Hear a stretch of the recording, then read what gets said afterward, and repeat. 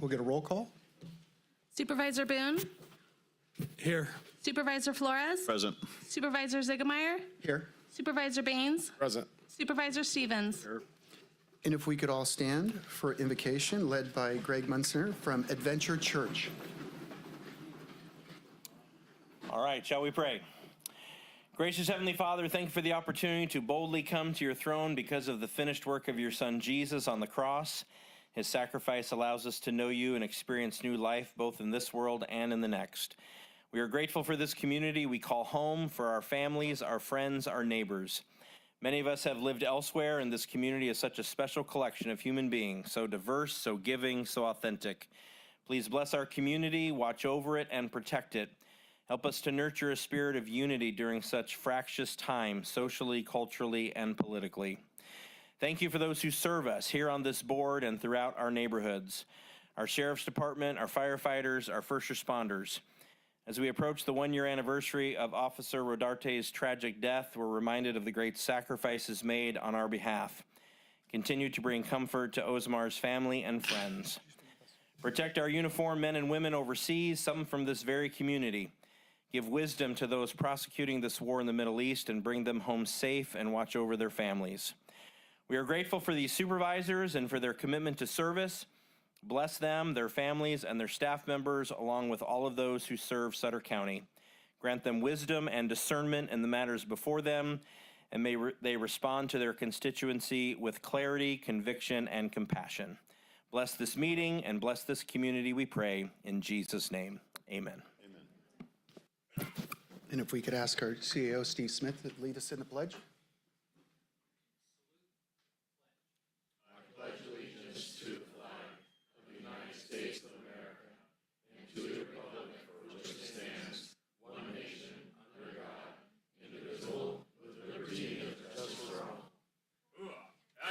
And if we could have all the supervisors up front for presentations.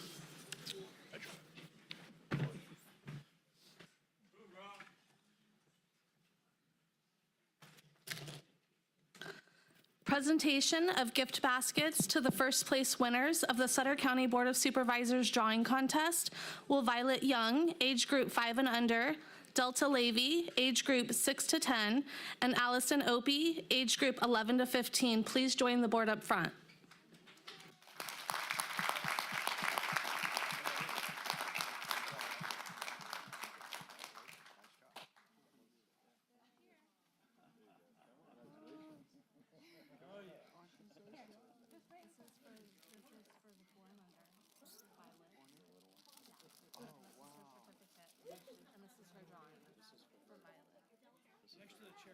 Look who we have for you.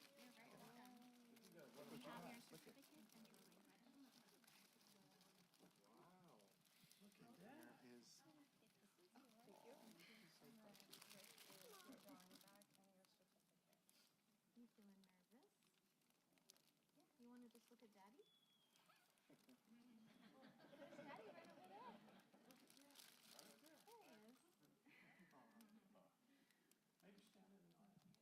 There he is.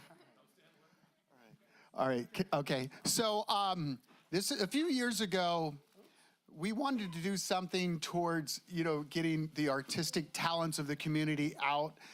We have a very artistic community. You look at what the sheriff does with their department and so forth, and it's amazing.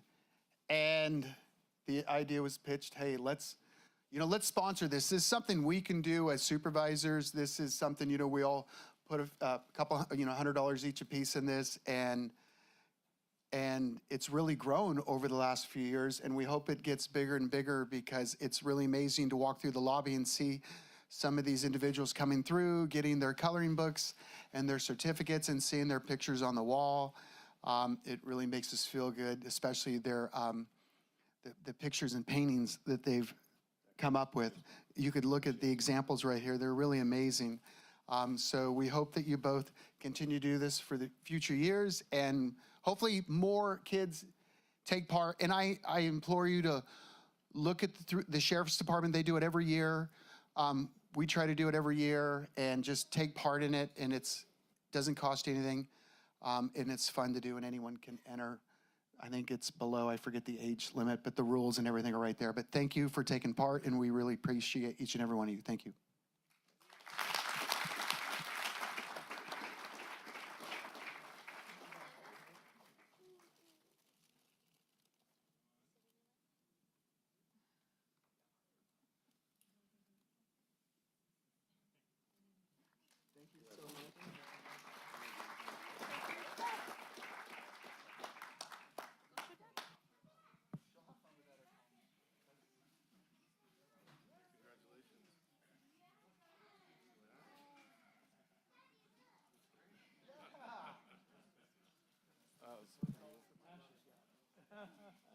Okay. Will American Red Cross California Gold Country Region please join the board up front for a presentation of a proclamation recognizing March 2026 as American Red Cross Month?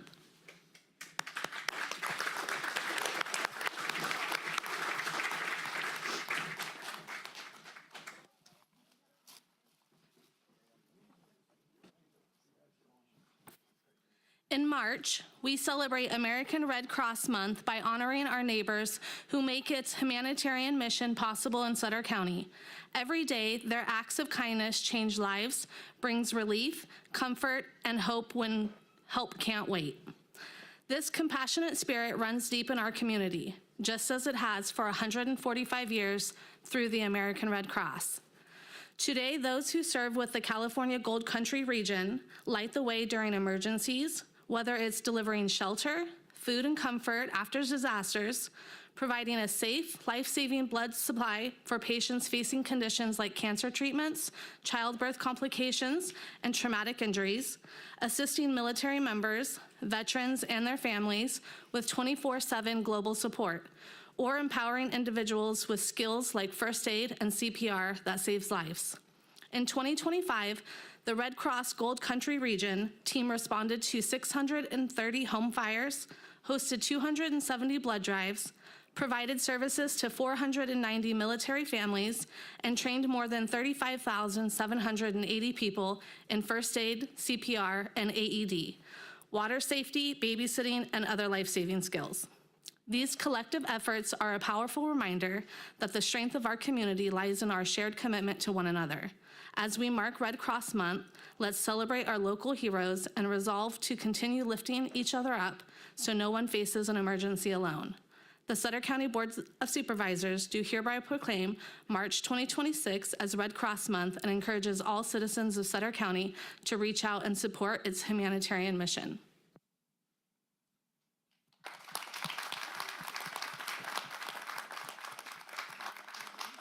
Would you guys like to say? Yeah, just thank you so much for having us. We really, really appreciate it.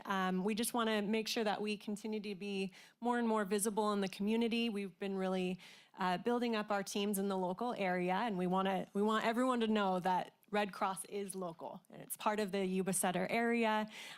This is part of the folks with me are part of our disaster team for the Yuba Sutter area and volunteer services team. And they just do phenomenal work. If anyone might be interested in getting involved, we really, truly have a fantastic group of folks in the area working hard here. So come join us if you're interested. If you are interested, we do have some flyers in the back with some more information and ways to connect with us. Aside from our volunteer services, we also started doing blood drives at our Red Cross office right down the road off of Onstadt. And we're doing blood drives every quarter. Hopefully it'll start becoming more frequent. And then we also have services to our military, and we just have, again, wonderful team supporting the area. And then a quick thought from Darren, who's been with Red Cross officially for 10 years, but probably has really been doing work with us for a lot longer than that. Hello, everybody. It's an honor to be here again with our team. As we always say, it's always heartwarming to be able to reach out to our community in a time of need, in a time of preparation.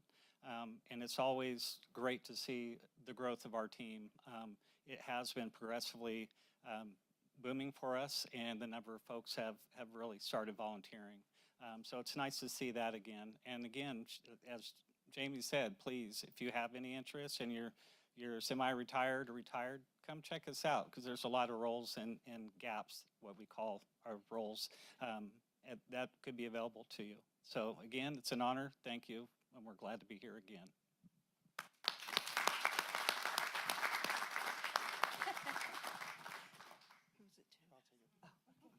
Well, thank you. Let's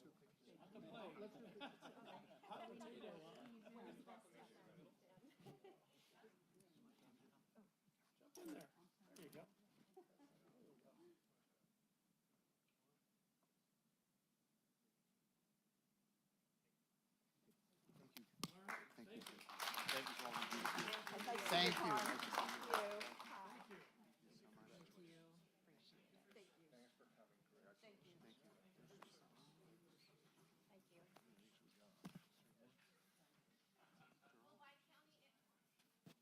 Will Bi-County Ambulance and the Sutter County Sheriff's Department please join the board up front for a presentation of a proclamation recognizing March 23rd through the 27th, 2026 as First Responders Wellness Week in Sutter County.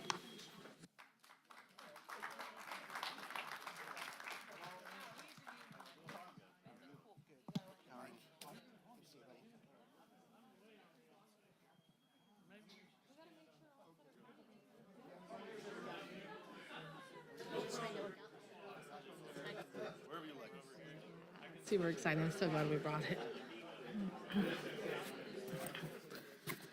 First responders, including law enforcement officers, firefighters, emergency medical services personnel, 911 dispatchers, correctional officers, and members of other organizations in public safety sector come together to protect and aid our community in the event of an emergency. First responders risk their life and safety during every day in the performance of their duties to protect our citizens. First responders are tasked with handling dangerous and complicated situations. Nationwide, law enforcement officers will go through an average of 188 critical incidents throughout the course of their career. First responders often experience stress that has real physical impacts, including cardiac issues, diabetes, obesity, and sleep issues. First responders are up to 25.6 times higher risk for developing post-traumatic stress disorder when compared to individuals without such experiences. First responders' wellness includes management of issues including, but not limited to, sleep, fitness, nutrition, fatigue, anger management, post-traumatic stress, and loss. We recognize the role that first responders play in our communities and the benefits derived from their hard work, commitment, sacrifice, and unhesitating dedication. Research shows that fostering a strong wellness culture inside first responders agencies enhance relations within the communities they serve. The Sutter County Board of Supervisors do hereby proclaim the week of March 23rd through the 27th, 2026 as First Responders Wellness Week in Sutter County.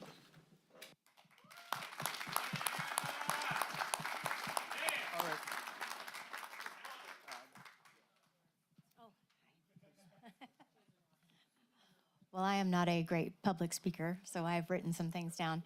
But first and foremost, thank you, Chair and members of the board, for recognition of First Responder Wellness Week. We sincerely appreciate your continued support of the men and women who serve this community every day. I'd also like to take a moment to highlight the work happening behind scenes to support Bi-County personnel. Our supervisory staff, Steve, Ashley, and myself, have undergone specialized training to better identify potentially impactful traumatic incidents, which allow us to intervene early and provide meaningful support to our crews when it matters most. The proactive approach helps reduce long-term stress and reinforces a culture where it's okay to say, I need some help. Additionally, our team members are actively involved in supporting other Sutter County first responders through our participation in the multi-agency Sutter County Critical Incident Stress Management Team. We provide peer support not only within our own organization, but also alongside our partner agencies, including the Sheriff's Department, Probation, Corrections, and the Sutter County Fire Department.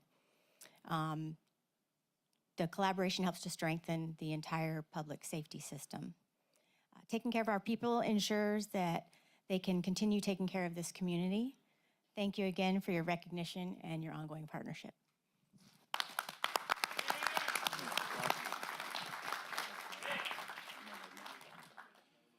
All right. Well, yeah, thank you so much for, the recognition of how important wellness is in our profession. It's so vital that we provide resources, and I know that there's a lot of grant funding out there that helps with that particular thing, but those grants are few and far in between now, and we're struggling to find some funding sources to make sure that we're continuing to do the things to take care of our staff that we need to. And so I'll share a quick little story with you guys. When I was very young in my career, I had a very tragic accident that involved a child. I never gave that particular call a second thought. I raised kids. I was working all the time. I was just caught up, being busy and living life. It wasn't until I had grandchildren that I started remembering and recalling that particular incident. And so that type of trauma can affect you years down the line, right? And so it's important that the things that we're exposed to throughout our career, we continue to recognize that and to provide an outlet and resources to help people, not only throughout the course of a 30-year career, but even beyond that. And so to the board, I would just ask that to whatever extent you can advocate for state, federal grant funding to cover some of these programs, please do, because it is vital. And I always say the most important life we save is the one we don't know about.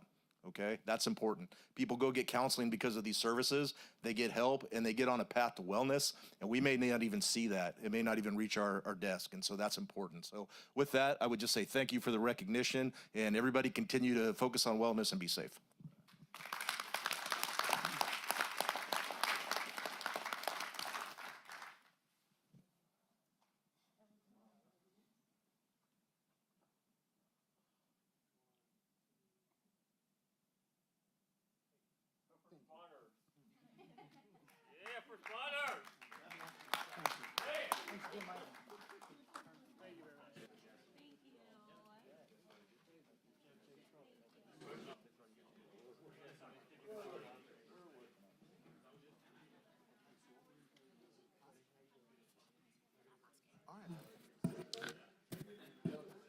Will Amanda Wood please join the board up front to accept a gift basket for the first place winner in age group 16 and over of the Sutter County Board of Supervisors drawing contest?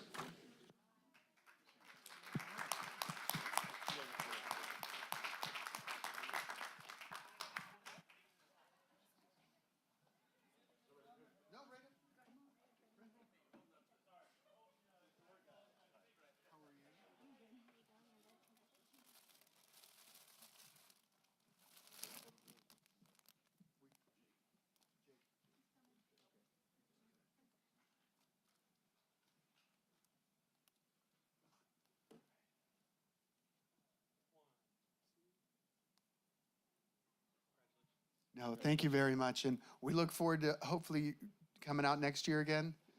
We love seeing all the pictures and the drawings in our lobby. Thank you so much.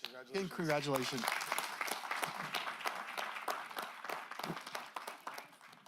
Thank you. All right, with that, I'm going to hand this over to Supervisor Stevens for another special presentation. Okay, so some of you may know we have a very special birthday in the house here today. So if I could get Tony Farley to come up here and be here. Carm is going to lead you in singing Happy Birthday, and then we have a special presentation. Everyone, please join. Happy birthday to you. Happy birthday to you. Happy birthday, dear Tony. Happy birthday to you. And many more. Woo! Now a special presentation from Miss Stevens Farmhouse herself.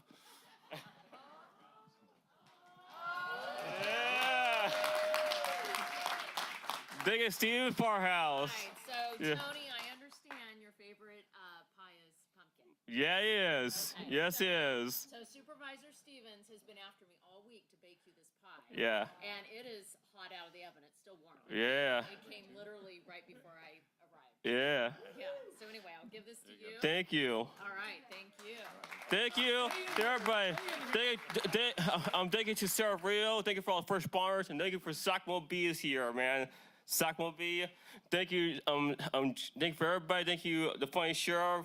Thank you, the Marine Corps for 6-star general. Thank you, lawyer guy. And thank you to our lawyer guy from the law firm in Sacramento. And thank you, everybody. And thank you to the handsome guy over there. And thank you to Jamie, Judge Jamie. And thank you to HR lady. You can't spell hero bars HR. Thank you to the captain guy from Sacramento Sheriff Department, the captain guy from Sac Sheriff. And thank you, Jake. And thank you, Tina Hesson. And thank you, Steve Smith. Welcome back. Welcome to the government club. Your turn. No, that's all right. I have a question. Is that your TV back there? I've been wondering about that TV.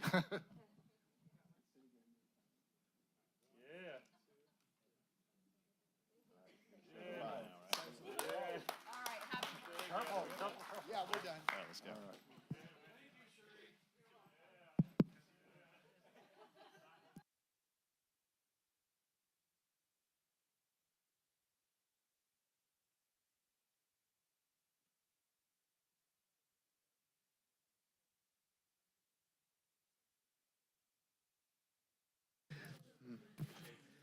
All right, so we are done with presentations.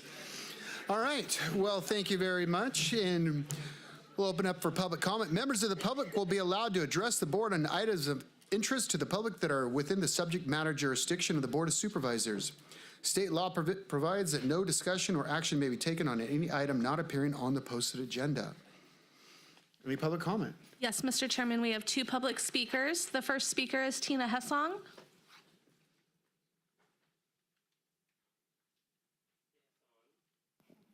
Good afternoon, Supervisors. I wanted to stand in support of Sheriff Chad Bianco and his grand leadership that he took this weekend in announcing his investigation to election irregularities in Riverside County. Now, I've stood before you many times and talked to you about what I've seen to be election irregularities here, but we as New California State have put out a letter to all the sheriffs in the county today, and letters are going to the ROVs, and I'm going to read an excerpt of that letter to you until my time runs out. My name is Robert Paul Preston. I am the founder and the leader of the New California State Movement, commonly referred to as NCS 51, an IRS 501c4 organization consisting of citizens, of which many are voting residents in your county. Our citizen members statewide noticed and confidentially communicated to me what appears to them to be voting irregularities in the processing and counting of the votes in the November 25th special election and the 2024 national election. We in the NCS 51 request investigation of those alleged irregularities at any level be investigated by proper sworn law enforcement officers who will then issue a public report that the process, procedures, and vote tallies were either accurate or not accurate. My members and I know that pursuant to 52 USC 20701, all materials pertaining to elections, federal elections, in this case, the 2024 presidential election, must be securely maintained for the 22 months. That time period expires September 5th, 2026. In the case of the November 2025 special election, that time period is in 6 months and expires May 6, 2026. The purpose of this letter is twofold: a demand that Donna Johnson securely retain all the records of the general 2024 election, and 2, the Sheriff Barnes investigates the matters to either find one or more crimes, or in the alternative, report to the public that there is no violation of any law, thereby restoring public confidence in our election system and process. I'm going to stop there today. That's sufficient. We're just asking for the records to be not destroyed and be maintained so that there can be investigation. Thank you. Thank you. Our next speaker is Tony Farley. Tony Farley again, 2 round row. Yeah, 2 round the pie row. Thank you, Jeff Stephen Farmhouse, for the pumpkin pie. Thank you. There's Darth Vader versus Wonder Woman. I'm Wonder Woman. He's Darth Vader. Mike Ziegelmeyer. Don't forget Mike Ziegelmeyer. I want to see a war ceremony of cheerleaders from Sacramento Valley, Queen Honker cheerleaders, or Valley cheerleaders, and Star Husky cheerleaders. Cheerleader award of Sacramento Valley. Carm Baines, the best Carm Baines ever. Also know the Carm Baines. And Jet Boom, Jet Boom. Don't forget Jet Boom. Don't forget the Sacramento Bee. The good Sacramento newspaper. I like the Sacramento Bee. Professor Steve Smith from Harvard Kennedy School and Harvard Law School, Mid-Georgia Law School. Professor Steve Smith, welcome back. Bill and William President, the future president, hopefully. And don't forget acting or intern, county administrator, right there. There you go. And don't forget the book. Don't forget the book lady right here. They're good. Don't forget the 7-star Marine Corps, the ultimate Marine Corps police officer.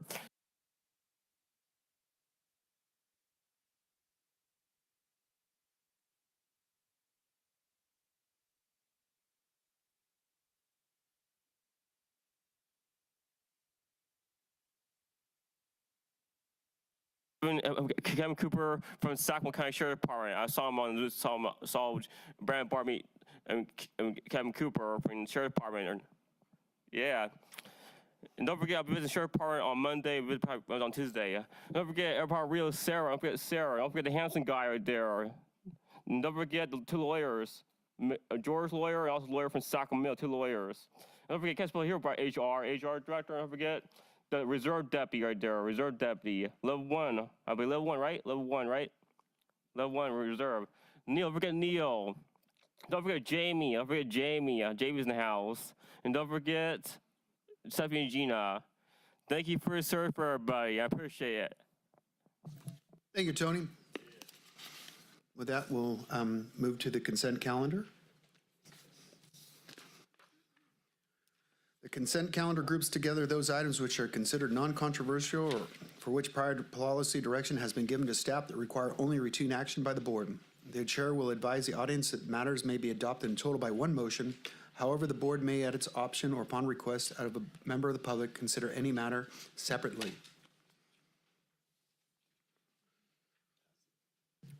Through the chair. Yes. Move approval of consent. Second. All right, we have a motion by Supervisor Flores, second by Supervisor Baines. Can you get a roll call, please? Supervisor Boone? Aye. Supervisor Flores? Aye. Supervisor Ziegelmeyer? Aye. Supervisor Baines? Aye. Supervisor Stevens? Aye. Motion passes. Moving on to item number 21.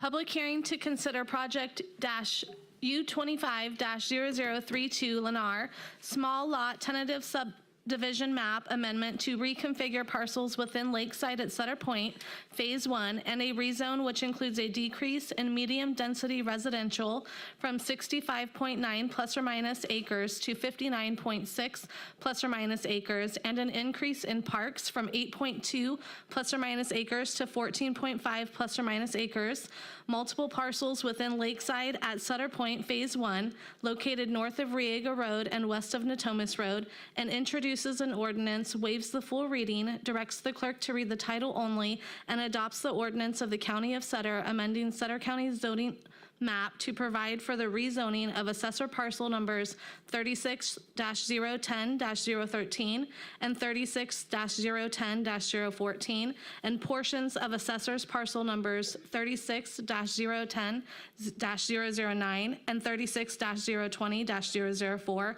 as depicted on the proposed ordinance. Good afternoon, Chair and Supervisors. Neil Hay from Development Services. Good to be with you this afternoon to talk to you about Sutter Point. This is one of 3 public hearings that are on your agenda for this afternoon. They each have specific actions that we'll just try to go through and summarize. After this first presentation by myself, the members of the development community team are here, and they'll have a presentation as well that they want to share with you. I'll try to highlight, like I say, the technical aspects of the action that our department's recommending your board consider and approve. And then, like I say, there'll be a couple other follow-on public hearings that are all related to phase 1 of the Lakeside at Sutter Point project. So typically, this is a description that we share, and what's really happening is that some of the medium-density residential land is being rezoned, and there are some changes that are taking place. So it's being rezoned to parks, so that in a subsequent action, a use permit can be provided for an amenity center, which will be part of their active adult community. If we were to scroll through. So I think all of you are aware of the approximate location of the development, north of Riego Road, east of State Route 99, west of Natomas Road, just west of Natomas Road. Once again, these actions that are in front of you are in regards to phase 1, which is approximately 1,100 to 1,200 units or what are planned or anticipated by the developers.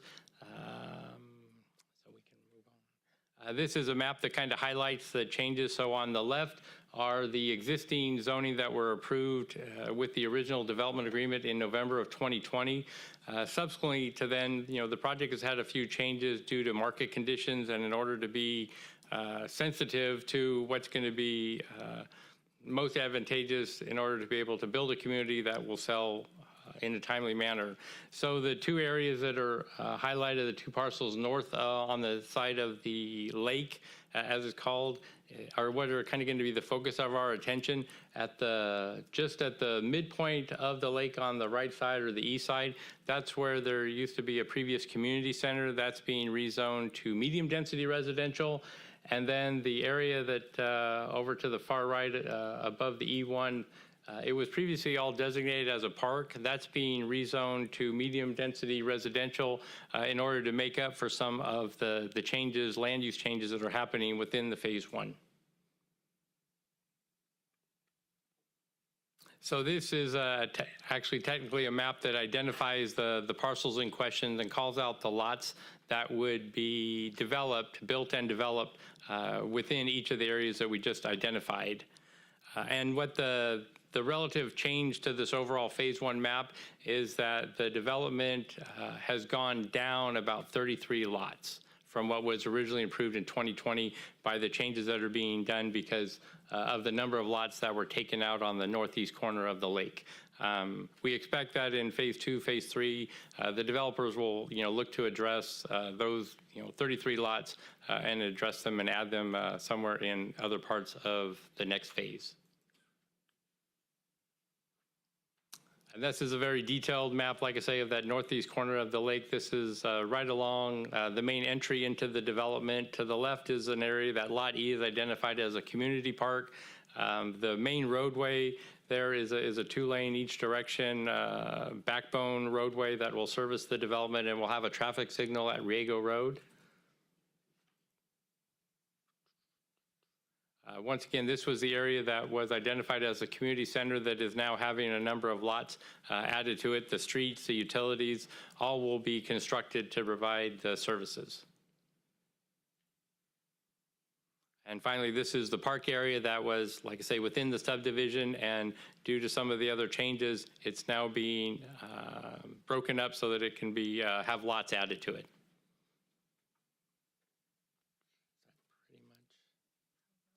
All of it. I think some things to bring to your attention regarding the action is the staff report includes a number of recommendations that went before the Planning Commission. So there is an addendum to the project's EIR that's included in your staff report. There is a small lot tentative map that we just reviewed. And then your staff report also includes an ordinance that the clerks can, your board can waive the full reading and ask the clerks to read the title. But it is the ordinance that actually would rezone the properties from the medium density residential to the parkland. Other aspects of this action,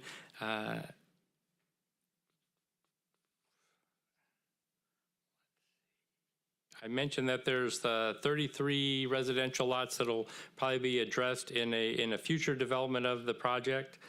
Your staff report includes the aspects of the subdivision ordinance that staff has analyzed all the documents submitted by the developers. They've been reviewed by County Counsel's office and they're presented to your board in compliance with the county subdivision ordinance.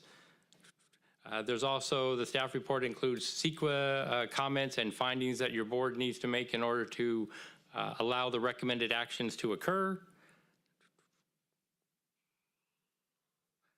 Finally, the fiscal impact for this project, as we often state for your board's clarity and as a reminder, the actions that are submitted by the development team and are processed by county staff are fully reimbursable, so there's been no cost to the county for development services to receive, review, process, and then present these actions for your board's consideration.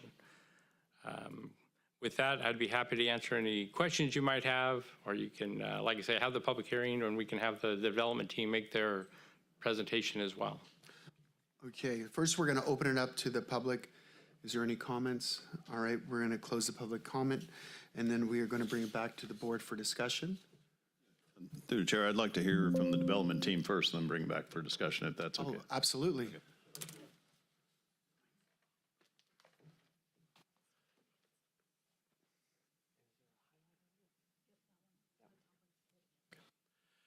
Good afternoon, Chair Ziegemeier, members of the board. My name is George Carpenter. I'm with Wind Communities. I'm the representative here for the Lennar Wind Partnership that is the developer of the Lakeside Development Project. Also with me today is Sean McDermott, a planning consultant that is helping with the project implementation. We have members of our planning and engineering team from Wood Rogers here today. We have our members of our legal team and communications team here as well. So we brought everybody that we thought might be relevant in case there's questions that Sean or I can't answer today. I want to thank staff, from Steve, Todd, Neil, the entire group, Bill, everybody for helping us get here. There's been a lot of work done in a really short time frame to try to get this project out of the ground this summer. And so really appreciate everybody rolling up their sleeves to pitch in and get this done. I've got about 10 slides here. One slide is a 2-minute video that I want to show. To kind of give you a flavor of what we're looking at Lakeside. I'm going to do most of the presentation. I am going to call Sean up for one part of it, but hopefully we can get through this pretty quickly for you. So what are we doing and why are we making these changes? What we're trying to do is ensure the success of the Lakeside Development Project. And so the way we want to do that is we want to brand the community as a Margaritaville. And I'll talk a little bit about what Margaritaville is in a second. But what that means is that we're going to do an all-active adult community. And we've been before the board in 2022 to amend our development agreement to allow that. We've considered multiple options, including a component of conventional. But we really do think this is the best approach, and that this really gives us the best opportunity to increase the absorption and get the Lakeside community built out as soon as it can be, because we think that's what's best for the community. We also think that there's a deep active adult market for future home buyers over the next 10 years, so we think that really solidifies the strategy. What this means, though, is that we're going to take, as Neil said, a couple of smaller clubhouses that we were going to build on in 2 different locations and consolidate them to one end at the north end of the lake in Lakeside. And the idea is to have that be one central amenity for the entire community and have that at a very prominent location on the lake. So what is Margaritaville? Well, Margaritaville is a lifestyle and hospitality brand that is inspired by the music and the laid-back tropical vibe of Jimmy Buffett and his song Margaritaville. It's the experience of living in one of these communities is like to have a relaxed, beachy, no worries lifestyle that's like think that you're on vacation even though you're not necessarily right to the ocean, right next to the ocean. This hospitality brand is pretty significant. It is, Margaritaville has restaurants, bars, vacation destinations, cruise ships, all throughout the country and even in south of the border. And what they've done now, though, is they've taken that Margaritaville brand and they have combined that with the active adult community lifestyle to create the Latitude Margaritaville retirement community. These have been described as like a resort, social club, and suburban neighborhood all mixed into one with a permanent island vacation vibe. And they're inspired by 3 existing communities that are out on the East Coast. One is in Hilton Head, South Carolina, and 2 are in kind of the northern part of Florida, the Daytona Beach area, and Water Sound, Florida. These homes are, they are laid out, and the communities are laid out with like a tropical design, colorful homes, beach-style decor. There's going to be street names like Turquoise Avenue and Coral Reef Street, and parks are going to be shaped like a flip-flop or a guitar. So it really gets into the theme of the lifestyle. What's really at the heart of this, though, is the social life. People move to these communities because they want to be social. They want to be connected with other people. There's constant events at these. They've got, there's live music, I don't know, like 10 times a week. There's dancing, trivia nights. And the music and social events are really at the heart of this. And people move to these communities to be with other people. And it's the culture focused on fun and relaxation. And the quote or the tagline is, you grow older, but you don't necessarily grow up. And people can certainly, move there and choose to be and live out, in a quiet lifestyle, or they can choose to be connected. So this is a video now that I want to play for you to give you a sense of what the Margaritaville brand is itself. It's about a little over 2 minutes.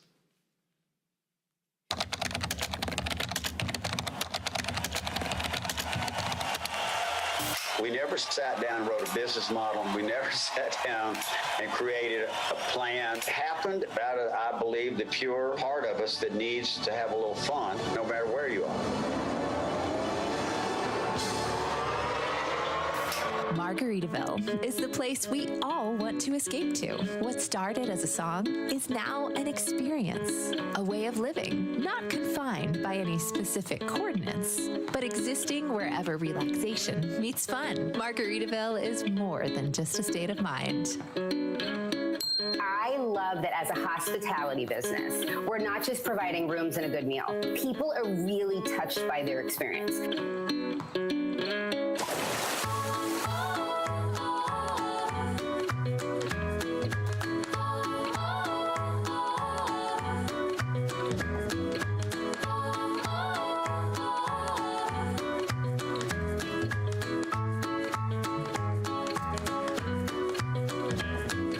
John and I met, it was the fact that I know we've got a brand here and I don't know what to do with it. I said, I can't pay you what you make up there, but you can be a partner and you can work in Bermuda Shorts. And he came. The state of the island is oversubscribed. Visitations are way up. And unlike most islands, this island is growing and growing very fast. The escape starts with a stay, but now you can camp, cruise, and even buy a home. Add it to the cart, receive perks for your loyalty, or hit the campus from backyards to ballparks, the airwaves to your taste buds. It's the lifestyle that fits your lifestyle. We went to Margaritaville. You got to go to Margaritaville.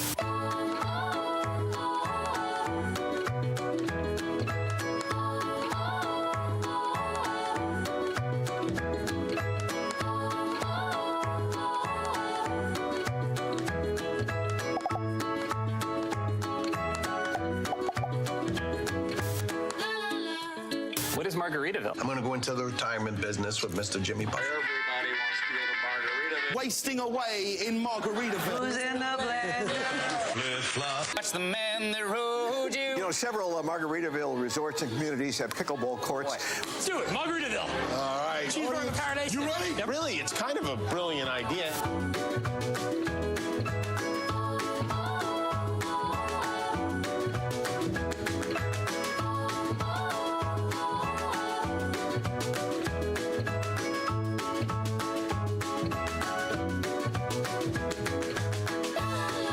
Something that I never envisioned happening when I wrote that song in about 5 minutes on the 7 Mile Bridge.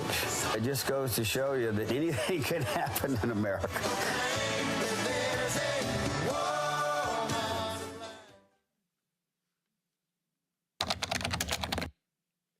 So now a little bit about what we got to do to make Margaritaville happen. So just as a reminder, Lakeside is the 875-acre part of the Sutter Point specific plan on the east side of the specific plan area here shown in red.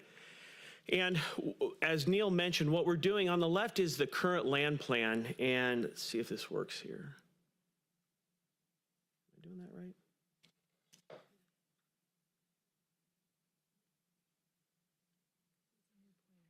Okay.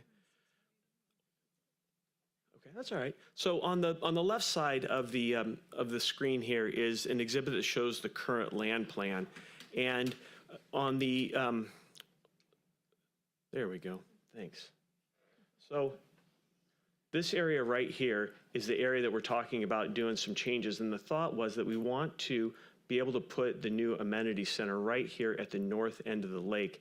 And it's going to be about 14 acres in size. And so you can see over here on this side of the plan, we've moved that right into this area here. What that means is, though, that as Neil mentioned, we've got this area right here that was going to be a community center is now going to be housing. And this area here that was going to be a clubhouse is also going to be housing, and are shown with the housing designations on that exhibit. I would note that the mass grading for the phase 1 area is now complete. Subdivision improvements are under construction. If you've driven by, you've seen the sound walls are up, water tank is constructed, the water pump stations are there. So there's a lot of infrastructure in the ground. So we're really excited about how this is moving forward. What Neil did mention earlier is that there is a change in the land uses, that there is an addition of parks, and we are looking at how we're going to accommodate an adjustment in the phase 2-3 area with increasing the park acreage.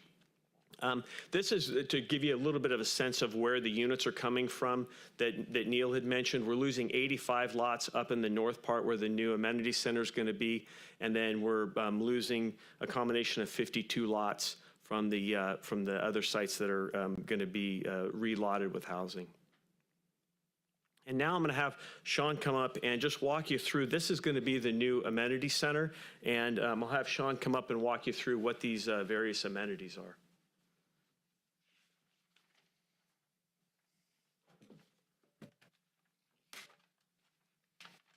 Good afternoon, supervisors. My name is Sean McDermott. I'm a planning consultant working for Lennar. As George had indicated, one of the key components of Margaritaville style community is the sense of resort living. And so Lennar has spent a lot of time working with the Margaritaville team to identify and design at a conceptual level amenities that will support that type of resort atmosphere and that island living. What you see before you here today on the screen is the latest iteration of that conceptual design.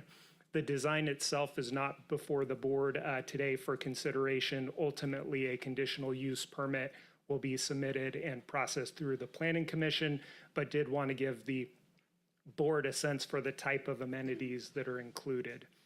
As you start at the entry, it's the area shown in white on the left side of the screen. That will initially serve as Lennar's sales center, but ultimately would be converted into a work and play center that will be a community amenity, private amenity for the residents that can include breakout rooms for groups, clubs, billiards, cards, and other types of events. If you move just to the south and east of that, you'll see the Latitude Bar and Chill. That is a private bar and restaurant that has outdoor patio areas that open out to the resort style pool. Again, all of these amenities are designed with the intent to make it feel like you're on vacation or at a resort in your own community. That creates a real sense of community for the residents involved, and we're looking forward to bringing that opportunity to Sutter County. As you move down south from the restaurant and bar, there is a complex of 3 pools, one being a lagoon-style pool which is the largest of the pools. It's expected to be approximately 14,000 square feet. There's also a lap swimming pool that's anticipated to be about 5,000 square feet, and then a covered pool that's located off the back of the fitness center. And I'll talk a little bit about the fitness center here next. If you move to the east of the restaurant, you have the fitness center. This is intended to be a place for residents to work out. There will be an aerobics room, room for spin classes, and then off the back you can see a building that sits behind the fitness center that is intended to be a covered pool and a good place for year-round activities like water aerobics. As you move north from there, the last of the three main buildings is what's referred to as the Mango Theater. The Mango Theater is both a movie theater, but it also serves as a multi-purpose room for residents to focus central gatherings around there. One thing you may also notice is that the entire complex of buildings is arranged around a central courtyard area. That area has a covered stage that could support live music and residents participating in activities there at that central courtyard, drawing that interest into the heart of the community. Do I just push this? All right. Going across the street, just north of the amenity center, is where the additional site amenities are intended to be located, including sports courts, as well as what's referred to as Barcaritaville. Barcaritaville is a dog park that would support activities for dogs, and again, to bring members of the community out together, around shared common interests. The pickleball courts design is currently for 18 pickleball courts. Pickleball is a growing sport in the region, and Margaritaville will be designed to support that desire and that need. 3 tennis courts at the top, and then a multi-use field. In other Margaritaville communities, they play a game called Finn's Ball, which is essentially a modified wiffle ball game, and this field would be designed to support those efforts.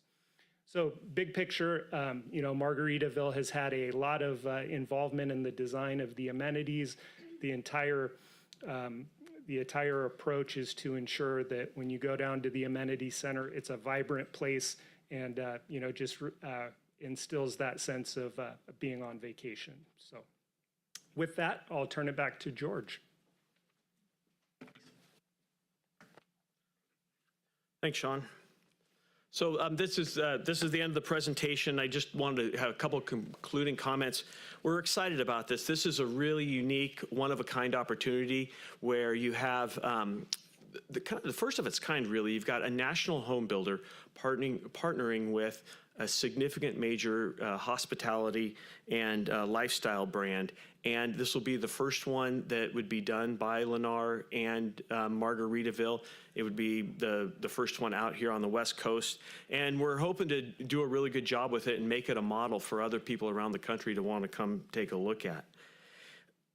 When Lakeside gets built out, the current draft fiscal impact analysis shows millions of dollars of surplus for Sutter County and its general fund. But what's really significant is to get Sutter Point going, you got to get a project out of the ground. And that's what this really does. This will plant a flag and say Sutter County is open for business, and there's tens, if not $100 million of infrastructure in the ground now, and will be by the time this thing is up and built out. And there'll be utilities that other developers will be able to come out and add on to. And when Sutter Point builds out, you're looking at tens of millions of dollars of surplus revenue coming to the county. You'll have improved public safety services down in this part of the county. And so we really think this is a win-win for both of us, where we get an accelerated build out if we can make that happen. It's not a done deal yet. We're still continuing to work with staff on a couple of implementation agreements and an urban services plan that are going to need to come back to the board. The staff's got us on a really tight turnaround and time frames, and we're hoping to be before you in the next 60 days to get that all buttoned up. You may be asking when's the groundbreaking, and we want to have it as soon as anybody. Once we get these agreements in place and we know we're ready to go vertical, we'll be doing a groundbreaking out there, and we'll be sure to be inviting all of you. So I will end my presentation there. I would note that there are going to be 2 more entitlements after this particular action. I don't plan to get up and do any more presentation for those items unless you have any questions. And at that point, I'll just stay up here if you have any questions. If not, I'll sit down. Thank you, George. We'll bring it back to the board for discussion. I'm sure there's a lot of discussion. Yeah, through the chair. First, I want to commend you for the tenacity on this project for the many years that you've been working on it, and congratulations to getting to this point. Now I qualify to go to Margaritaville, so at this point, when we first started, I was only in my 20s or 30s or something. But anyway, it's really great to see us reach this point. And I will, for one, I want to just say I'm really excited about this idea of bringing it. I think really it's going to put Sutter County on the map, right? I mean, you don't imagine a Margaritaville in the rice field in Sutter County, and this is just a really great opportunity for the county to be placed on the map and be attractive from an economic development standpoint, and just a really great place for potential retirees who want to be close to the Sacramento airport, close to Sacramento area, still in Sutter County, and be close to healthcare and other amenities that are really nearby. So I think this is really, really great and looks exciting looking at it. I wish you brought some sample margaritas for the crowd. That would have sealed the deal for you, but this is great.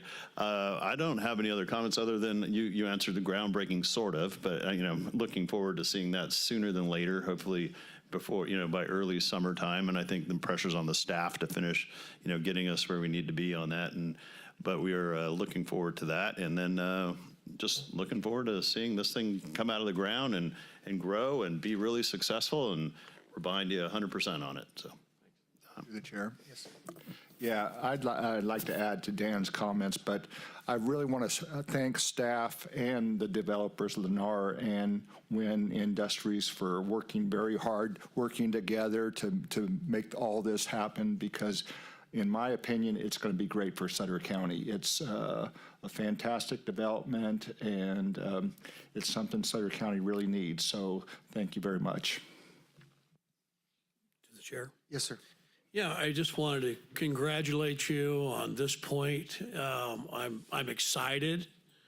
I want to know when I can reserve a plot, because I think I probably want to get somewhere near that entertainment center. We all do. Congratulations once again, and we look forward to the groundbreaking.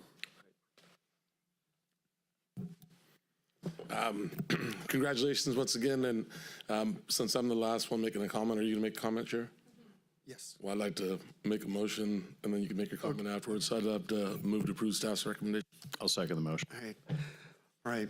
We do have a motion and a second. First of all, I want to thank everyone involved, and I mean everyone involved. We're talking the developers, planning, CAO, interim, supervisors, most importantly, our sheriff's department and our fire department, because this is a thought after, this is seriously a master planned development, master planned community.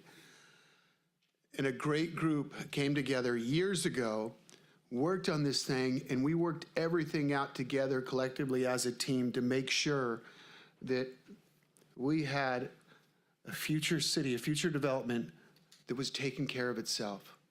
It was on its way from 10 years from now, 20 years from now, 30 years from now. Everything is taken care of. We have you have your substations down there and so forth. We have the fire trucks and the sheriff deputies.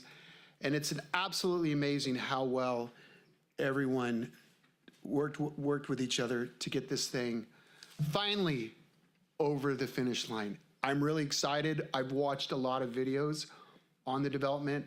I want to thank George and Brad for answering their phone calls all the time, because trust me, all of us have so many questions on this, and they're always there to answer them. And the same thing with our sheriffs, thinking with our fire and our planning, because we're just we want to do the best thing for Sutter County. And this is going to be amazing. This right here is going to put us on the map. This is going to bring so much future development in because it's already done it in the other 2 locations that we've seen.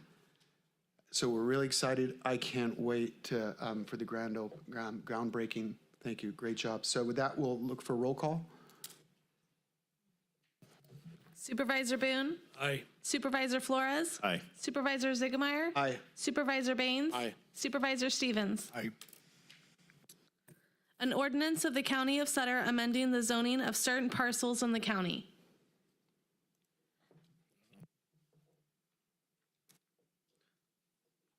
All right. That's it. Public hearing to consider project number U26-0002, Sutter County, an amendment to section 1500-53-2216, model homes of the Sutter Point Land Use and Development Code to revise standards for model homes used for display purposes within residential zoning districts, introduces an ordinance, waives the full reading, directs the clerk to read the title only, and adopts the ordinance of the County of Sutter, updating sections 1500-53-2216 of the Ordinance Code to revise standards for model homes as depicted on the proposed ordinance.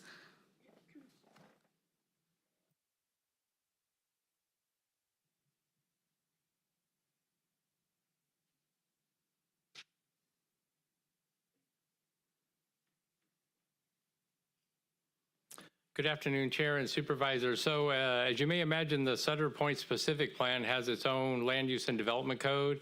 It has a lot of the same parallel ideas as the county zoning code, but it also has some things that are a little bit more specific and updated because of the type of development there. One of the aspects of it is, was called out on, it's in your staff report, is highlighted, is that developers throughout the specific plan would be allowed to build 3 model homes. So the developers have come to us and they want to build far more than that. In this phase 1, they're seeking to build up to 20 model homes. So what is included in your staff report and why there's an ordinance is that we want to make the associated change that's highlighted on the exhibit that would allow the Director of Development Services to authorize and determine the number of models that would get built by a developer for their project. And we came with the language in consultation with the developers in our department to give as much flexibility for market conditions. And so with that, happy to answer any questions. All right. First, we're going to open it up for public comment. No public comment. We're going to close the public comment, and we're going to bring it back to the board for discussion. Is there... Through the chair, I just have a question. So when you talk about the model homes, it will be obviously a variety of different models. So will it be a sampling of all of the different models they're having? And you said there's 20 or 22. What was the number? So the developers have provided 20 master plans to our department, and those master plans have been plan checked. And essentially any revisions have been made, so they are ready for construction. Each of those models has a different exterior, I think up to 3 different exteriors, right, in order to provide different things and a little bit of variety within the subdivision. So there are 20 models, homes. Essentially, you can build a left-hand and a right-hand, right, depending on how you do the garage, those type of things. So there's a little bit of flexibility. They all fit on certain size lots, and then they have certain lots that are going to be built within the separate villages. There's 5 villages within phase 1, and so it was envisioned that there'd be 4 models in each of the villages, and that's how they come up with 20. The models are going to be built on the northwest corner of the stormwater lake, and so they'll all be built next to each other so that they're easily viewable by prospective buyers. Thank you. Through the chair, I'd move approval of the recommended action. Second. All right, we got a motion by Supervisor Flores, second by Supervisor Baines. Can I get a roll call, please? Supervisor Boone? Aye. Supervisor Flores? Aye. Supervisor Ziegemeier? Aye. Supervisor Baines? Aye. Supervisor Stevens? Aye. Motion passes. Thank you. An ordinance of the County of Sutter updating sections 1500-53-2216 model homes of Chapter 1500 of the Ordinance Code, incorporating revisions necessary for the implementation of the Sutter Point specific plan within the unincorporated county.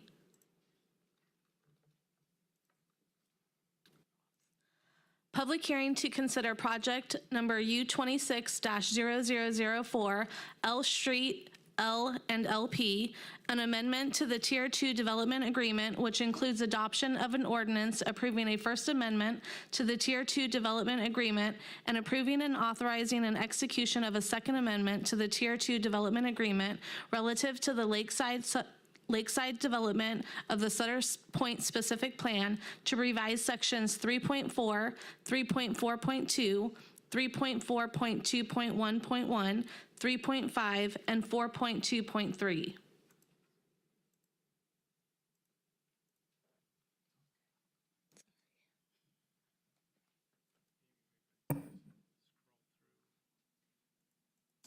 So for Chair and the supervisors, so this item before you is to make changes to the development agreement, one that was originally executed in November of 2020, and then there was a following a First Amendment that was issued in or processed in 2022, and this ordinance includes language that actually adopts the First Amendment, and then it includes the Second Amendment. And the Second Amendment is needed because the conditions of approval from 2020 required a number of actions between the developers and the county to take place prior to the issuance of building permits.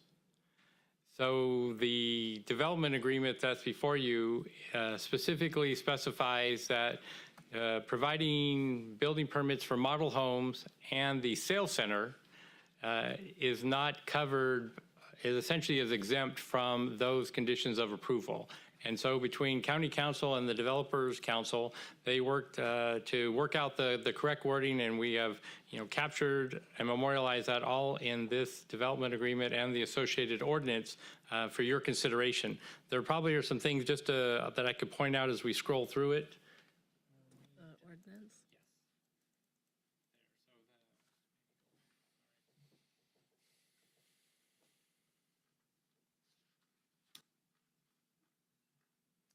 So for example, this first, section, the reason why the sections are called out, section 3.4, section 3.4.2, they all have specific aspects of the project. I'll just use this as an example. So county facilities have to be constructed as part of the project, and those have to be, some would be transferred to the county and would become our responsibility. And part of them are subject to fee programs. And like I said, those things were supposed to or required to occur prior to the issuance of permits for homes. We're clarifying with this ordinance, the last sentence of the ordinance, or this paragraph, going a little bit more. Essentially has the language that excluding permits for model homes and the sales center. And that language is incorporated through all the various paragraphs that are included in your staff report. And the reason why this is important is that subject to your board's approval of the recommended development agreement and amendment and the ordinance, then the department will have the authority and the freedom to issue permits for the model homes that will then subsequently begin out at the site. So this is, as you all alluded to and with your previous comments about the project, this is the final action to legally allow development services to issue the building permits for the model homes for the project. So certainly appreciate your consideration of the matter. Our department, recommends them for your consideration, and I'm happy to answer any questions. With that, we're going to bring it back to the, actually, we're going to open up to public comment. Is there any public comment? No one from the public. All right, we'll bring it back to the board for discussion. Any questions or comments? Oh, public hearing. Okay, yeah, you're right. I'm sorry, public hearing. Is there anyone? All right, with that being said, we'll close it and we'll, Supervisor? Yeah, I'll just make a motion to accept the resolution. Second. We have a motion by Supervisor Stevens and a second by Supervisor Flores. Can I get a roll call, please? Supervisor Boone? Aye. Supervisor Flores? Aye. Supervisor Ziegemeier? Aye. Supervisor Baines? Aye. Supervisor Stevens? Aye. Thank you very much. Oh, thank you. All right. A long time coming. Appointment of Chief Labor Negotiators.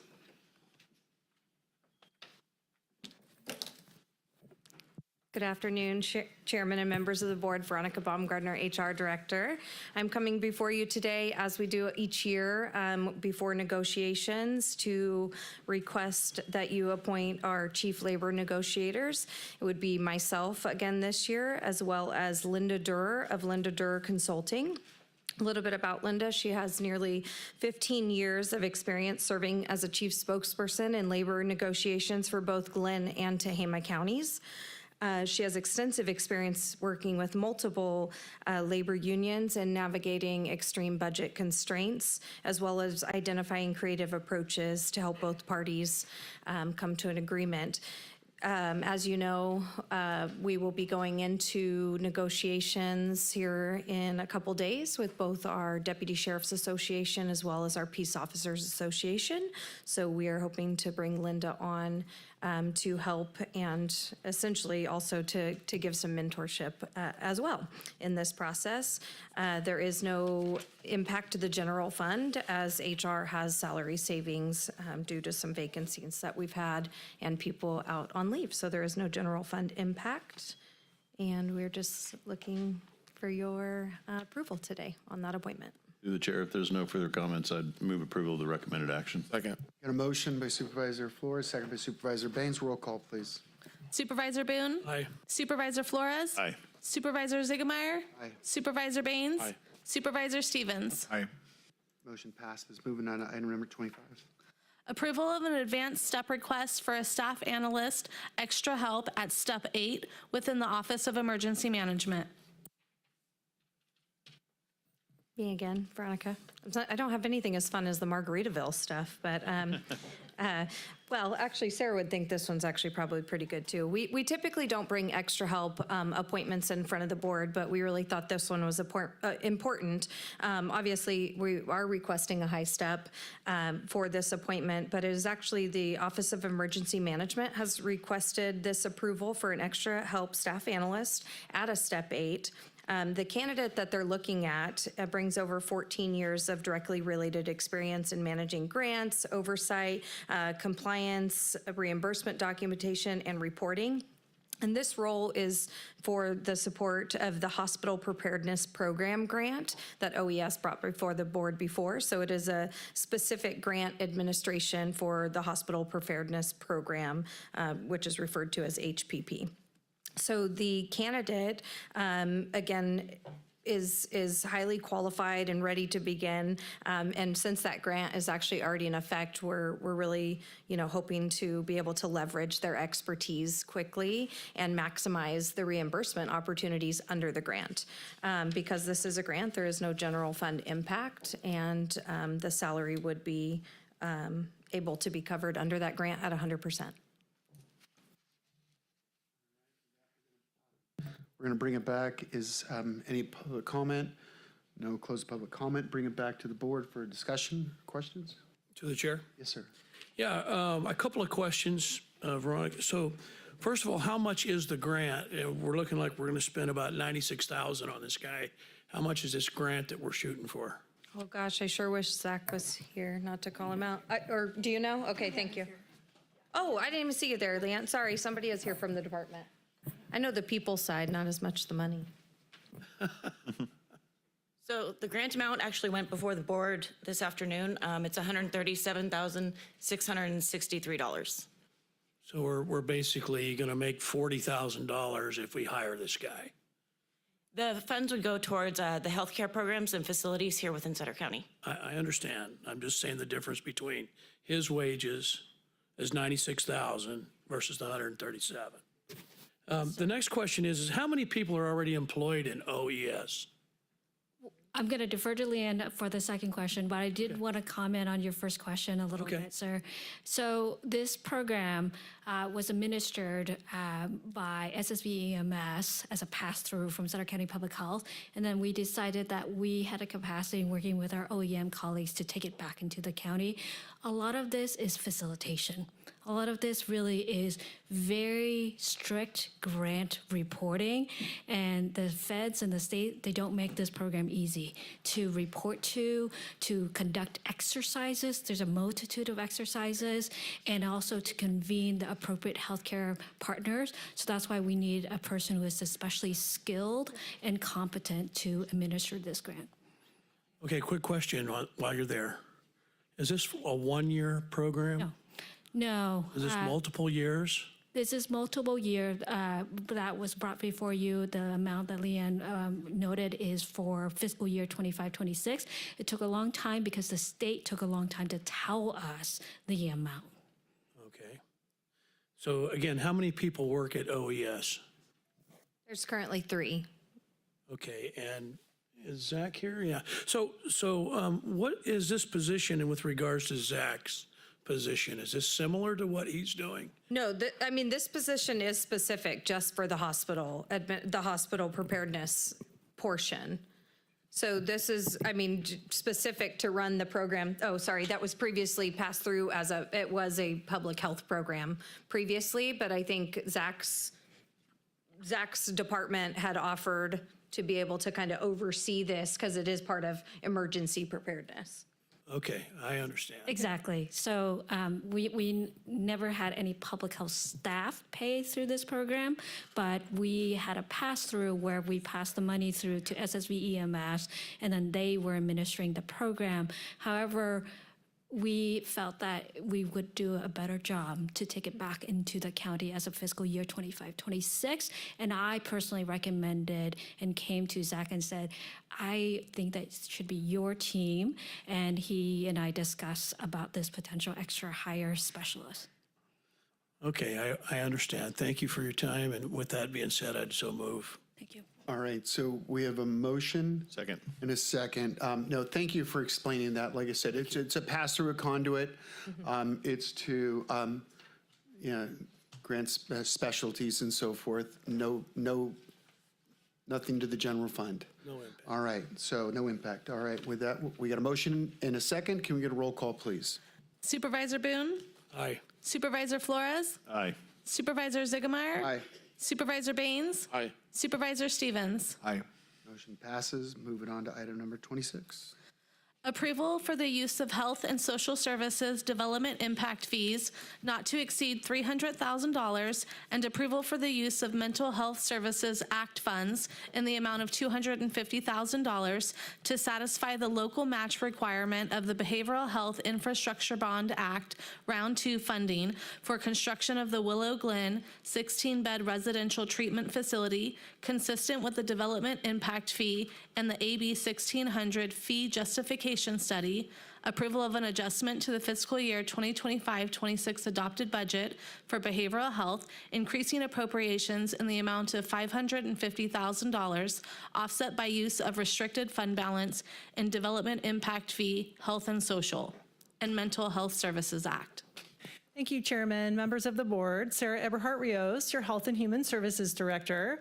Before you for consideration today is an item requesting your approval for the use of Community Development Impact Fees and Mental Health Service Act dollars as eligible matching funds for a behavioral health infrastructure continuum project grant and the accompanying budget adjustment. As you may recall, Willow Glen, a longtime nonprofit treatment provider working with Sutter Yuba Behavioral Health over the past 30 years, has applied for the Behavioral Health Crisis Infrastructure Program grant referred to as BCHIP. Willow Glen applied for funding to do a ground-up build of a 16-bed long-term residential mental health treatment facility in Yuba County that will serve both Sutter and Yuba County residents via Sutter Yuba Behavioral Health, the bi-county mental health plan.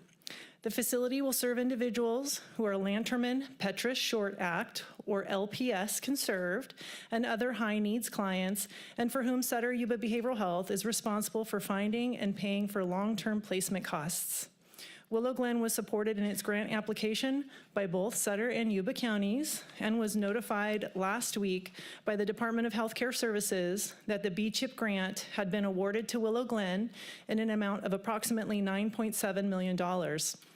The grant requires a minimum 10% local match. As such, we are requesting your approval for the use of up to $300,000 of Health and Human Services Community Development Impact fees, as well as up to $250,000 of Mental Health Service Act funds from Sutter Yuba Behavioral Health.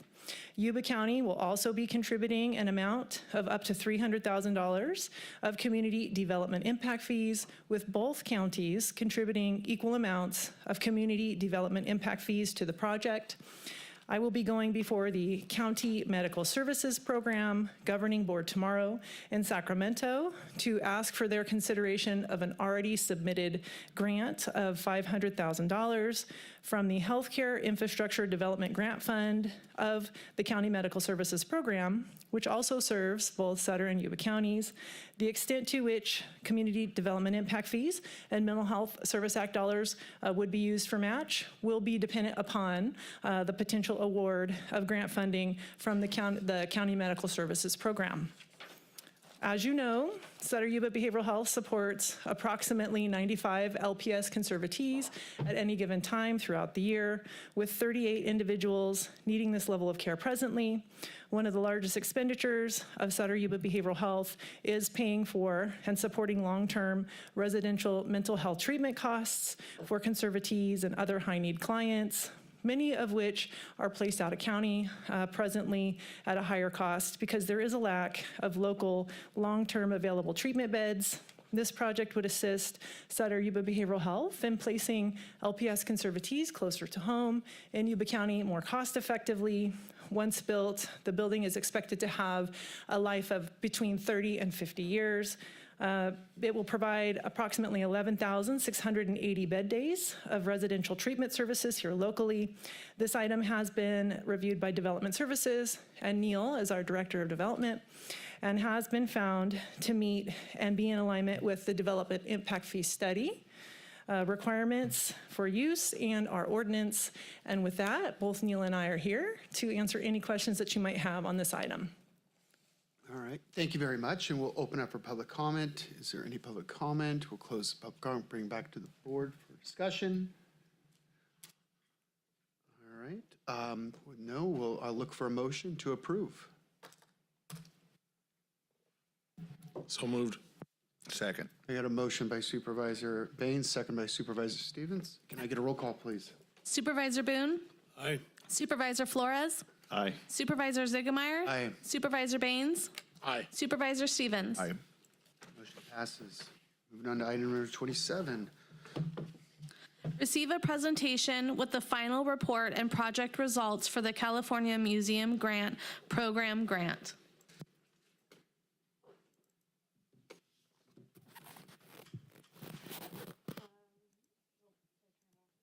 Yes.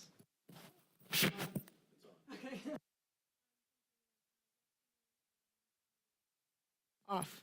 On. Now I hear it. Yeah. Thank you. Technical difficulties. Let's hope my presentation goes better. Good afternoon, Honorable Chair and Board of Supervisors. Molly Bloom, Sutter County Museum Director and Curator. So I'm so pleased today to be here to present our final report on our 3-year grant project, our local history exhibit and artifact trunk project. About a year and a half ago, I was here for a progress report. So today I'm going to go through just kind of a refresher with the project overview, and then some of the deliverables that include new exhibits at the museum, educational kits, field trips and bus grants, partnerships, projects results, and sustainability. So as a overview, in 2023, your board approved a $383,000 and some change grant and funding from the state's California Museum Grant Program. So this is administered by the California Natural Resources Agency, and we requested this amount to complete this project over the past 3 years, and the project period ended March 1st, 2026. So some of the deliverables that we were responsible for included renovating and redesigning the museum's middle galleries with content on the Nisenan, the First Peoples, the Gold Rush and westward expansion, and local flood history and a little bit of fire history as well. Also to produce artifact trunks that were related to these revitalized exhibits with the accompanying curriculum that would be used by teachers off-site from the museum in the classrooms. We also plan to develop educational tours that aligned with those renovated exhibits and add a volunteer-run docent program to reduce the burden on museum staff to provide all these tours and services. And then lastly, we plan to establish a bus grant program to provide funding to remove the barrier of paying for a bus from school visits. So I think when I was here last time, we talked a little bit about the new exhibits that were coming in last April. So they were designed by Ralph Applebaum Associates and then fabricated by Gizmo Art Production. And so, but the goal around all of this in the redesigned exhibits was to, explore Yuba Sutter history and use the experiences of our community, past and present, to tell these stories about the changing relationship between people and the landscape in our area. And then our other goal was really to incorporate hands-on interactives and components from the museum so that we could, from our collection, so that we could really support a variety of learning styles to help people enjoy a deeper understanding of the content in the exhibitions. I took these photos around a year ago, a little less, so they've even had some upgrades since then. I know you've been over, you've all seen it, but we have our new Nisanon exhibit here, and then our new Gold Rush and Westward Expansion exhibit, then our flood and fire history, and a little bit about what people can do today in community resilience. So we added a lot of interactive elements. This is a new thing for the museum. And this really does help support different learning styles and really deepen the engagement, especially for our younger audiences. So this includes, let me see. Oh, no, just kidding. Okay, yes, thank you. So yeah, we have the touchable objects here. So this is in our Nisanon exhibit, hands-on objects for folks to actively engage with that were created by a Maidu cultural traditionalist for this purpose. We have a basket weaving interactive that we worked on with some traditional basket weavers who shared their expertise for this design. We have a reading area with a flip book for people who want to spend a little bit more time with the content, with photos, and so this was custom designed for our exhibit. And then in the Gold Rush and Westward Expansion area, this whole big wall that was one image has doors that open where people can look and kind of be the explorer as they learn more. Then on the flood side here, we have slide viewer photos, so some photos from our collection, and people can view them in the slide viewer. Again, kind of another custom created flip book designed to be like a scrapbook of the 1955 flood with community stories, newspaper articles, photos, and quotes. We have a listening station. This has interviews with survivors of the 1955 flood in the immediate aftermath that were recorded in like 1956. Slide panels for how you can prepare for a flood with vinyl decals that we could remove and swap out. And then lastly, we have our response wall, which gets a lot of engagement. And so all of those panels in there are things we can rotate so we can change out the questions and kind of keep it fresh and from getting too stagnant for repeat visitors. And then that brings us to the educational kits that we've provided. So we have 3 new kits that can be checked out. There are 2 copies of each of the Nisanon, which is designed for 4th grade students, the Flood and Natural Disaster Kit, which is designed for 3rd grade students, and the Gold Rush and Westward Expansion, which is designed for 4th grade students. And each of these kits has a teacher's guide with 5 hands-on lesson plans to be used in the classroom, and then consumable materials like the worksheets and the objects to be used to create the activities. So that, again, the teachers don't have to source anything more than like paper, pencils, coloring supplies, and scissors, I think is all we included that they would have to provide. And then also these kits include some custom replica artifacts and custom designed activities. So they're really like hyper local and exactly on topic to our local area. And they all meet state curriculum standards for elementary students. So each of those grade levels we went through, and so they have, all of the kits have history, math, science, like reading and writing standards as well. And they were also designed to supplement or replace a museum visit. So they could supplement a visit if people wanted to use this in conjunction with a field trip. The teachers could maybe do some of these activities in advance or as a post-visit activity. Or if they can't get to the museum, this is something that could kind of bring the museum to their classroom. And a picture's worth 1,000 words, so I thought I'd give everyone an idea of these kits. I always knew in my head like what they were gonna look like at the end, but I realized that even people involved in the project didn't always know like what I was talking about when I said we had these kits, so you can see some examples with the activities laid out, how everything's kind of in there organized and provides all the materials they need. And then for our field trips and bus grants, to really enhance our field trip program, we added optional activities that were are hands-on and interactive. So for example, a lot of the schools like to add the weaving activity to kind of deepen their understanding of the Nisanon exhibit. All of our field trips are led by trained educators, and we were able to train several museum volunteers to be docents, including Debbie Reed, who you see in this picture, who does almost all of our field trips. And the schools can also request a bus grant to cover their field trip costs, and those are currently open and offered to grades K through 5. And then a little bit in terms of partnerships. So this grant, I already talked about the amount from the California Natural Resources Agency, which is through the state. That put $383,183 available in the budget. Also, the museum's nonprofit, the Sutter County Museum Association, committed about $45,000 for the whole project. And then Sabufka and the United Auburn Indian Community of the Auburn Rancheria put about $15,000 toward a new Nisanon exhibits and those educational components. And the city of Yuba City also donated to the Museum Association, the nonprofit, $15,000 that was used for the flood exhibit. So I'd like to thank kind of the other contributors for helping us add additional things beyond what was covered in the grant to really make this something special. And of course, partnerships aren't just about the money. You might know we're a small staff at the museum, so I'm really grateful to so many people who stepped up and helped with this process, offered their advice, guidance, ideas, reviewing text, reading educational kits, you know, and especially with the kits, it was great working closely with Zach on the emergency management component so we could really make it a useful tool for learning today. And then for our project results, so we had approximately 1,450 people attend field trips. About 1,200 of those were students. 17 classes requested and received bus grants. All who requested received a bus grant. All of those were Title I schools across Yuba and Sutter counties.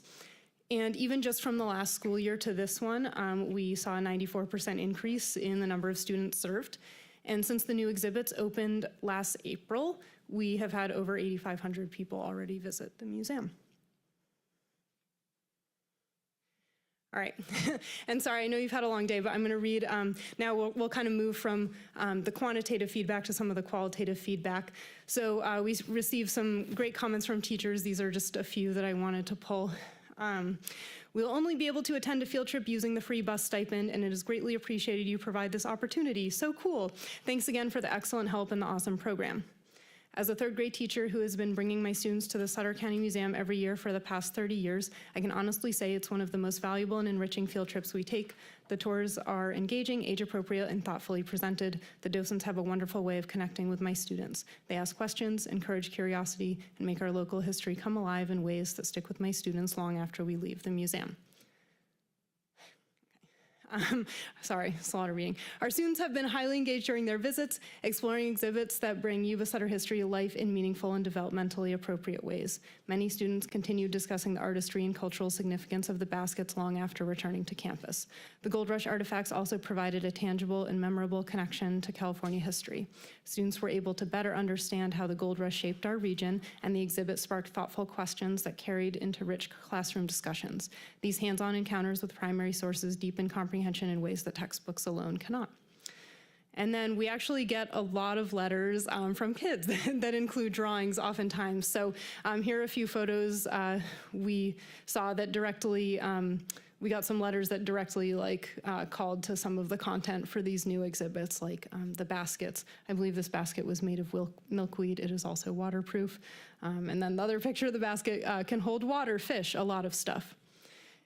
And the kids also write letters, so I just thought I'd read a couple for you as well. Dear museum staff, thank you for a great field trip. Also, thank you for the $400 bus grant.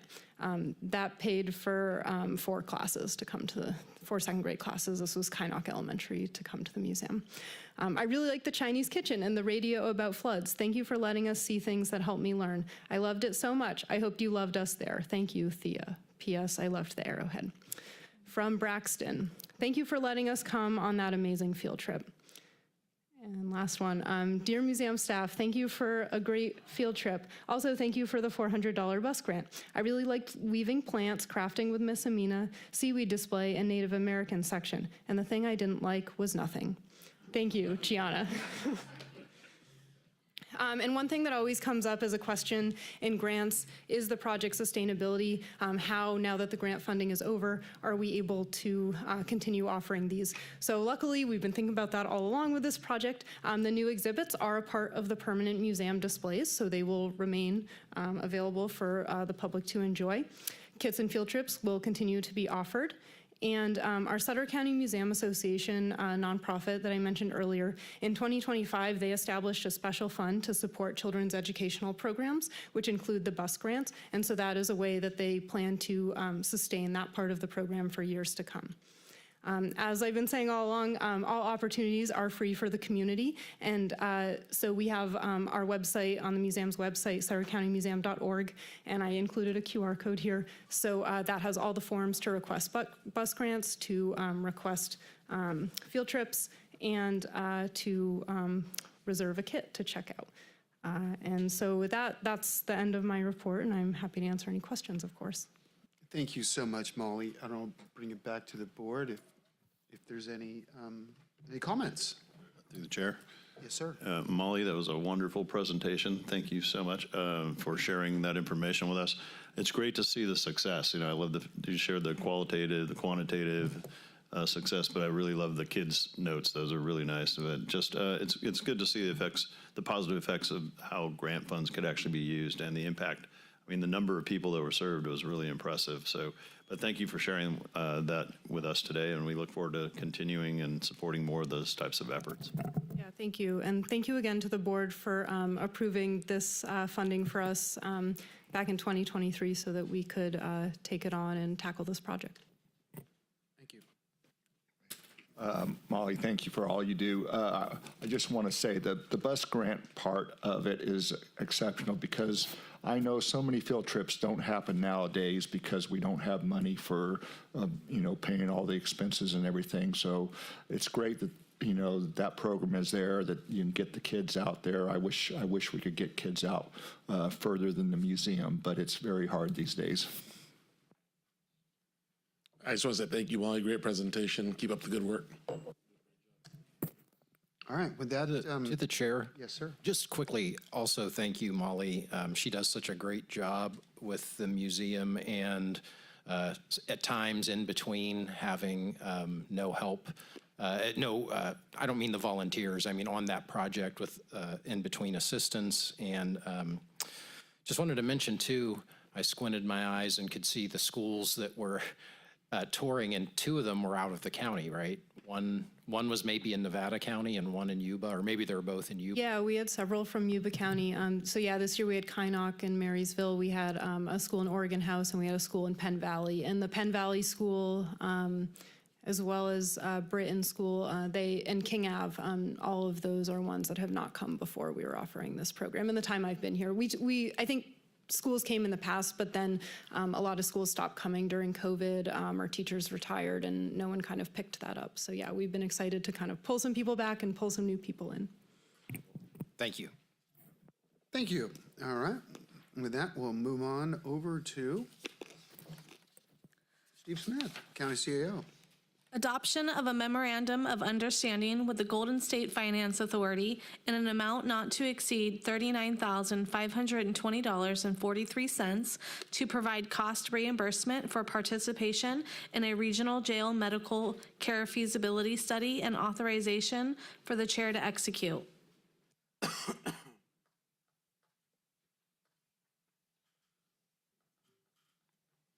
Good afternoon, Chair, board members. Matt Robertson with the County Administrator's Office for this item. As you are all aware, counties across California are facing rising costs and complexity in providing jail medical services. Rural and mid-sized counties are hit the hardest because we have the least amount of providers, which leads to exorbitant cost. For example, last fiscal year, Sutter County spent over $4 million just on our jail medical service contract, and costs are continued to increase. Before you today is a MOU with the Golden State Finance Authority to join a regional jail medical care feasibility study. So this will join us with 25 counties across California, and we'll be participating in the region of, you see here in dark blue, with 8 of our sister or brother counties. What this study is going to do is collect information from the participants and examine multiple service delivery models that may be instituted to create cost savings and increase or decrease our exposure liability. So there could be some county-run models. They'll look at contracted services and the possibility of regional partnerships. The consultant that's going to be preparing these results has been nationally recognized leader in correctional health services, and they have a team that consists of specialties from management, fiscal management, and healthcare. The goal is to provide data for us to make better decisions. So what will actually come from this is a presentation given to the region that will allow us to make better decisions moving forward. There is no result from this that will bind the county into any type of delivery care model. It just gives us the data so that we can come back to the board and try to make the best decisions possible given this sensitive topic area. The cost for Sutter County is not to exceed $39,520. We're going to pay half of that this fiscal year and the next half next fiscal year. The amount for this fiscal year is included in the adopted FY25-26 budget. We're recommending that you approve the MOU and authorize for the chair to sign. I have with me Director Eberhard Rios and Dr. Liu, who have been the representatives on this work group so far, so we thank their work, and also Sheriff Barnes has been included throughout the process, and we'll be happy to answer any questions. Thank you for the presentation. With that, we'll open it up for public comment. Is there any public comment? No, we'll close the public comment, bring it back for the board for discussions, questions. Through the chair, move approval. Second. But, I'm sorry. I have a motion? question. Yes, sir. Question. Yes. Yeah, with regards to this jail medical, how many counties are participating in that? I know last year there was 8 in total when we got on board. With this, How many's on now today in the state? I think it's 25 are participating in this study. Our region consists of 8 counties that are. I understand, but I mean, that they're already signed up with jail medical through CalAIM? I know there was 8 counties last year when we were down in Orange County. CalAIM counties for justice involved. Yes, Supervisor. Yes. Okay, Dr. Liu will answer. Okay. As of right now, I believe there are 14 counties that have gone live in CDCR with CalAIM Justice Involved. Please note that the deadline for all counties to go live with CalAIM Justice Involved is October 1, 2026. So very, very soon here. Yeah. Okay, great. Well, it makes good sense to get kind of a representation of our state, so that way we know where we stand. Thank you. All right. With that, we have a motion by Supervisor Flores, and I believe Supervisor Bain seconded. All right, roll call, please. Supervisor Boone? Aye. Supervisor Flores? Aye. Supervisor Zigmeyer? Aye. Supervisor Baines? Aye. Supervisor Stevens? Aye. All right, motion passes. All right, we're going to bring it back up for follow-up reports and announcements. Thank you, Honorable Chair and Supervisors. Steve Smith, County Administrator. We have a few things. We have the Leap into Sutter Community Academy coming up soon. I actually have a few notes on that. We're currently accepting applications through April 17th. It's a free 5-week community academy that will focus on various departments, including Sutter County Fire, Sutter County Sheriff's Office, Library, and Agricultural Departments. There will also be a session on the county budget, and the course runs from July 15th to August 12th. There's a button at the top on our webpage, so if you go to the main suttercounty.gov, there is a Community Academy button at the top where you can get all of the details. There's a chamber ribbon cutting tomorrow for the Sutter County Career Training and Conference Center, tomorrow at 11:30 at 875 Harder Parkway. Wanted to mention, if you haven't heard enough about the museum tonight, there's a new exhibit, Beyond the Five Rivers, Punjabi Pioneers Through the Art of Sarabjit Singh, March 25th, and that exhibit will end on May 9th. And then Tony welcomed me back. Thank you, Tony, and others. I was off on a brief medical leave. I really wanted to thank the board for, thank you. I wanted to thank the board for the support and all of the CAO staff, of course, and HR, and particularly to Todd Retzlaff for coming and stepping in and keeping key projects moving forward. And then also Sheriff Barnes and Sarah Eberhardt Rios and Leanne Link and Ken Sraw and Lisa Bush for just various things. I just want to say thank you. And so many people reached out, and it just felt great. So I'm very happy to be back. Thanks. They got you a couple TVs too. All right, great to have you back. Okay, with that being said, we're going to bring it back for district reports. We'll start over the heart of the second district. Heart of Sutter County, the second district, right? So first I want to welcome Steve Smith back as well. So welcome back, Steve. It's great to have you back. I also want to thank all the staff, and not just for the time you filled in for Steve while he was out, but I mean for all the things that you do for the county. I was sitting here thinking about all the amazing things that have happened over the past several years and your involvement in the way that you tackle all of the issues and what you do. We don't appreciate you enough, and you've just done a fantastic job. So I just want to give you that kudos. And then I have an announcement for the city of Marysville is doing a memorial for Officer Osmar Rodarte, who passed away 1 year ago this Thursday. So at 8:30 a.m. at the Veterans Park, we'll be holding an end of watch ceremony again on that day. And we'd invite all of the public to attend. And again, that's at Veterans Park, and that begins at 8:30 in the morning. And those are all the announcements I have, Mr. Chairman. Thank you. All right, Supervisor Stevens? Yes, I'm going to have an ask of my fellow supervisors. After I became elected, Chairman Flores at the time made me aware that there was a park between 1160 and 1130 Civic Center. It's the smallest park in Sutter County. And Say Love, Blue Zones, and Sutter County Wellness has partnered together to work on this park. And we're going to be coming together on April 25th as a group of volunteers. And I would ask my fellow supervisors that we are coming up on the 50th anniversary of the school bus crash that took, I think it was 26 children with the high school. And I would really like for there to be a plaque put in. We would raise the money. There would be no public funds, but I would ask if it would be all right with all the supervisors if we put a plaque there honoring. We said we would never forget, and it's the 50th anniversary, so I think it's very becoming. I don't know if I need a motion on that or. We could put it in the motion. There's a motion. I'm sorry, there's a plaque here outside the. The city, Yuba City has one. Sutter County does not. All right. All right, so we'll bring it back over here to Supervisor Boone. I have nothing at this point. Right. Supervisor. All right, I'd also like to welcome Steve back and wish Tony a happy birthday again. All right, a couple requests. I'd like to request certificates of recognition to be made for the Sheriff's Office Employees of the Year. And then I'd also like to request a resolution for the Sri Guru Ravidas Temple. This Sunday on the 29th of March, you're going to be celebrating the 649th birth anniversary of Bhakta Ravidas, and it'll be their 4th annual Nagar Kirtan.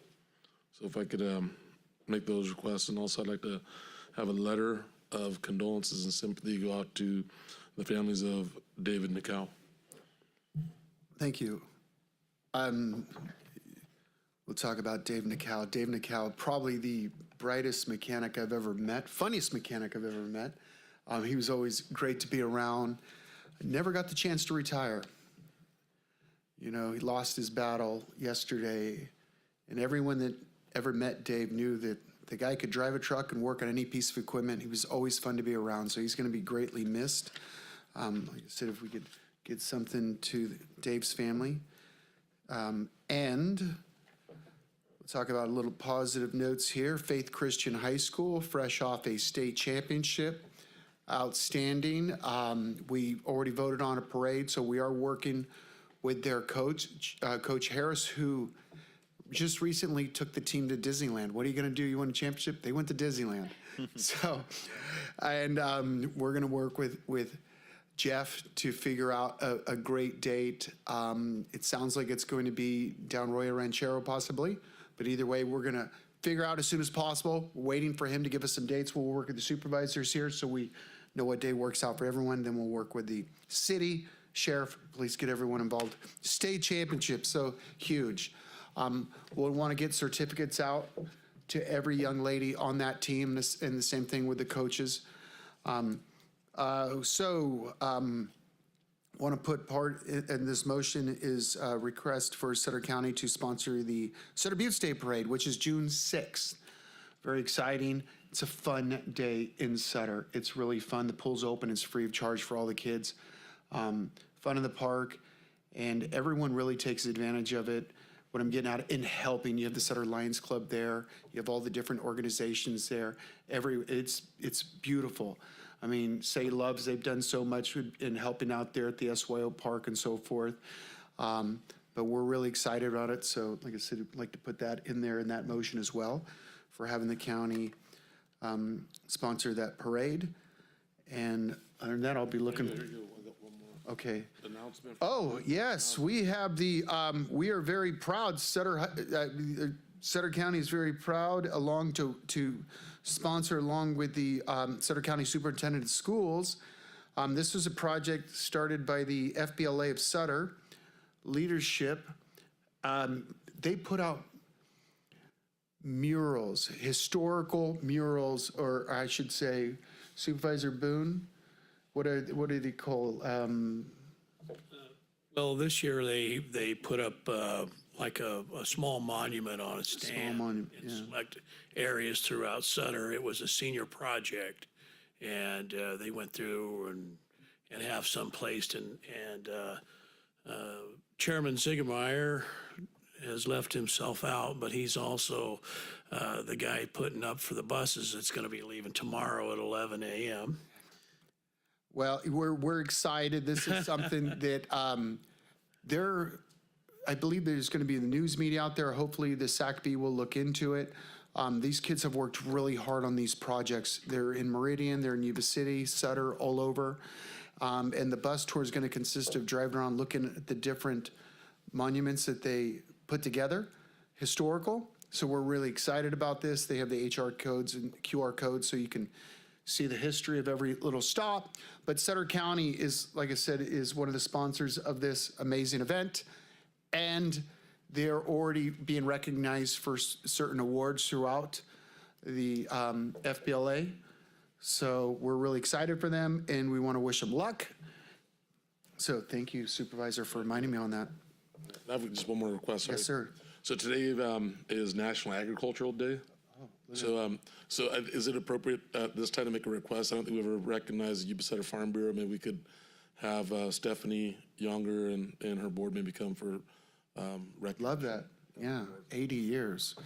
That's something, I looked that up at 5 o'clock this morning. Our company, we're an ag manufacturer. We celebrated 80 years this year, so 80 years of support in ag. And I think we have agriculture here, agriculture, ag. Everyone's involved in ag somehow in Sutter County.